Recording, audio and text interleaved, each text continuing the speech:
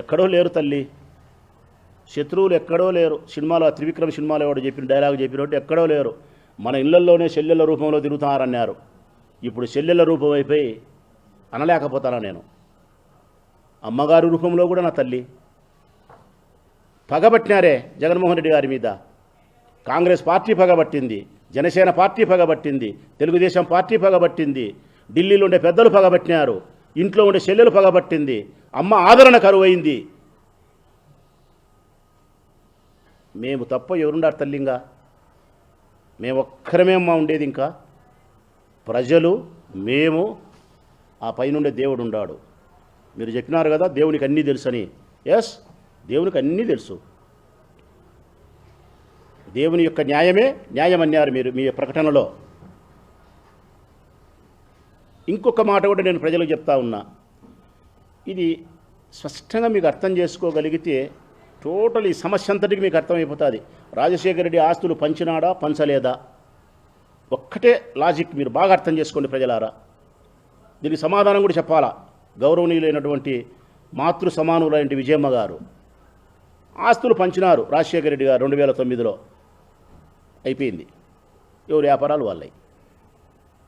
కేసులో ఆయన ముద్దాయి చేసినారు జగన్మోహన్ రెడ్డి గారిని, తప్పుడు కేసు పెట్టి. ఈడీ అటాచ్మెంట్ ఇచ్చింది.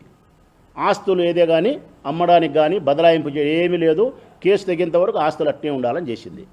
నేను అడుగుతా ఉన్న విజయమ్మను, రాజశేఖర రెడ్డి ఆస్తులు ఏమైతే జగన్కు వచ్చినాయో కుడిపక్క దీంట్లో నుంచి పెంపకం చేసుకుంటా వినాడో, ఎడమ పక్క షర్మిలమ్మకి ఏమైతే ఆస్తులు వచ్చినాయో పెంపకం చేసుకుంటా పోయిందో, మరి దీనికి మాత్రమే అటాచ్మెంట్ ఇచ్చినారు కదా తల్లి. జగన్మోహన్ రెడ్డి గారు ఆస్తులకు మాత్రమే అటాచ్మెంటు. ఈ ఎడమ పక్క ఉండే షర్మిలమ్మ ఆస్తులకు అటాచ్మెంట్ లేదు.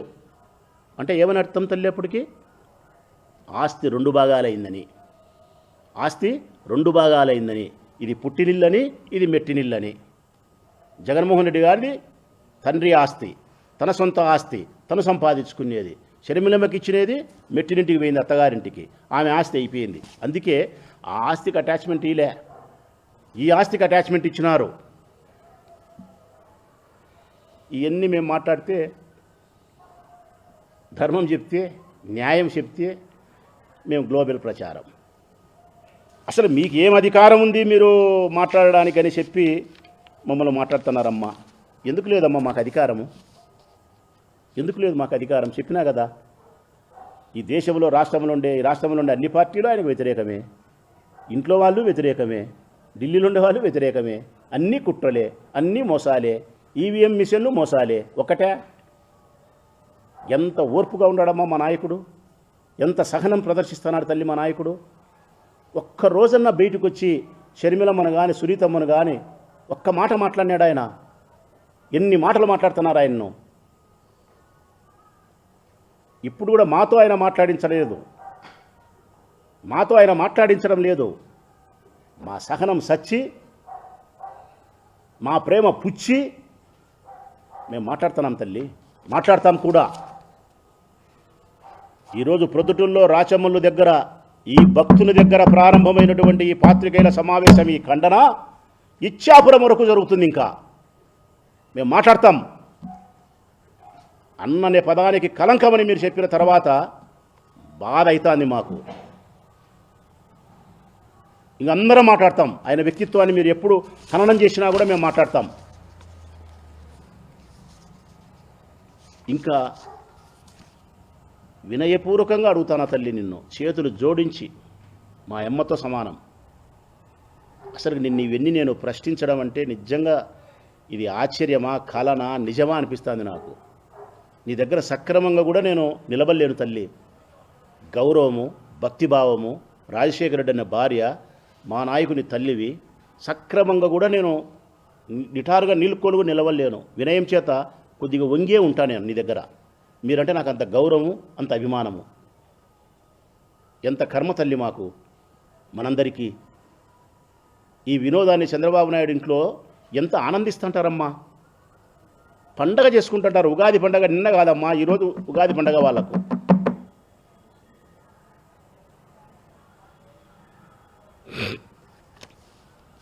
ఒక్కటి నేను మిమ్మల్ని అడగదలుచుకునేది ఏంటంటే, కుమారుడు కూతురు ఇరువురు సమానమే. సమస్య వచ్చింది, పరిష్కరించాల. తల్లివి, పెద్దదానివి, ఇద్దరిని కూర్చోపెట్టి అరసాల. జగన్ పక్క న్యాయం ఉంది. షర్మిలమ్మ ఆడపిల్ల ఆశపడుతుంది. కొడుకు చెప్పి, బిడ్డకు చెప్పి ఆస్తిలో భాగం అడగడానికి నీకు అధికారం లేదమ్మా.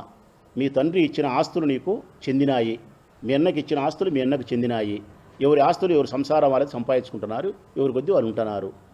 ఒకవేళ నీకు ఏదన్నా ఆశ ఆడపిల్ల ఉంటే నాకు ఇది కావాలన్నా అని అడిగితే మీ అన్న నీకు ఇస్తాడు. అంతే తప్ప హక్కుగా అధికారపూర్వకంగా అడగకూడదు అని ఆ బిడ్డకు చెప్పాలా? జగన్మోహన్ రెడ్డి గారికి చెప్పి ఏదన్నా ఇప్పియాలా? నువ్వు చెప్పాల్సిన అవసరమే లేదు. నేను ఇస్తా అంటున్నాడు. ఆయన ఎంఓయూ రాసినాడు.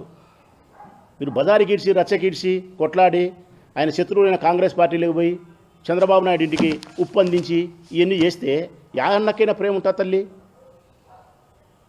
రైట్. ప్రజలారా మీరు గమనించండి. ప్రతి సందర్భంలోనూ విజయమ్మ గారు, ఇది చాలా ముఖ్యమైన పాయింట్, ప్రజలు గమనించమని కోరుతాను నేను. ప్రతి సందర్భంలోనూ విజయమ్మ గారు బయటకు వచ్చి ప్రతి సందర్భంలోనూ అప్పుడొకసారి షర్మిలమ్మకు ఆపద కలిగే ప్రతి సందర్భంలోనూ, షర్మిలమ్మకు తరపున ప్రకటన చేయాల్సిన ప్రతి సందర్భంలోనూ అప్పుడొకసారి బయటకు వచ్చి షర్మిలమ్మ తరపున ఒక సాక్ష్యం ఇస్తుంది. ఎందుకమ్మా? మీ సాక్ష్యం 100% ప్రజలు నమ్ముతారని మీ నమ్మకం. రాజశేఖర రెడ్డి భార్యగా విజయమ్మ గారిని ఈ రాష్ట్ర ప్రజలందరూ తల్లిగా ఓన్ చేసుకున్నారు. మా అమ్మ అని ఓన్ చేసుకున్నారు. అందుకే మా అమ్మ చెబితే ఏ కొడుకైనా నమ్ముతాడు. ఈ రాష్ట్రంలో నువ్వు చెబితే ఎవరైనా నమ్ముతారనే ఒకే ఒక అభిప్రాయంతో షర్మిలమ్మను కాపాడడానికి అప్పుడొకసారి బయటకు వచ్చి నువ్వు కాపాడుతున్నావు. మొదటిసారి నీ కొడుకును జైల్లో పెట్టిన కాంగ్రెస్ పార్టీతో షర్మిలమ్మ పార్టీలోకి పోయేటప్పుడు నువ్వు నిరోధించాల్సిన అవసరం, నివారించాల్సిన బాధ్యత లేదమ్మా? మీ భర్త గారైనటువంటి స్వర్గీయ రాజశేఖర రెడ్డి గారు మరణిస్తే వారి మరణం తట్టుకోలేక గుండె నిలబడిపోయి మరణించిన వారి యొక్క కుటుంబాలను ఓదార్చడానికి నీ కుమారుడు జగన్మోహన్ రెడ్డి గారు ఓదార్పు యాత్ర చేస్తానంటే అంగీకరించని సోనియా గాంధీ తప్పుడు కేసు పెట్టి నీ కొడుకును 16 నెలల కాలం పాటు జైల్లో పెట్టినటువంటి సోనియా గాంధీ కాంగ్రెస్ పార్టీ, అట్టి పార్టీలేకి నీ బిడ్డ పోతా ఉంటే నువ్వు మందలిచ్చినావా? నివారించినావా? పోయినావు. పోయిన తర్వాత 2024లో కాంగ్రెస్ పార్టీ తరఫున పోటీ చేస్తే కడప ఎంపీగా, మరొక వైపు నీ కుమారుడు నిలబెట్టిన అభ్యర్థులు ఇక్కడ పోటీ చేస్తూ ఉంటే రాష్ట్ర వ్యాప్తంగా అమెరికా నుంచి ప్రకటన చేసినావు తల్లి నువ్వు. ప్రజలారా, అమెరికా నుంచి ప్రకటన చేసిన ఆ తల్లి విజయమ్మ గారు ఏమని? కాంగ్రెస్ పార్టీకి ఓటేయమని. కాంగ్రెస్ పార్టీకి ఓటేయమని అర్థమేమని? జగన్మోహన్ రెడ్డి గారి అభ్యర్థులను ఓడించమని, బిడ్డను గెలిపించమని, కొడుకును ఓడించమని. ఎంతటి అన్యాయము, ఎంతటి పక్షపాతం తల్లి. కొడుకు మీద ఇంత పక్షపాతమా? బిడ్డను ప్రేమించే క్రమంలో కొడుకు యొక్క గౌరవాన్ని సర్వనాశనం చేస్తావా తల్లి? అయినా జగన్ పాపం భరించినాడు. ఇది అయిపోయింది.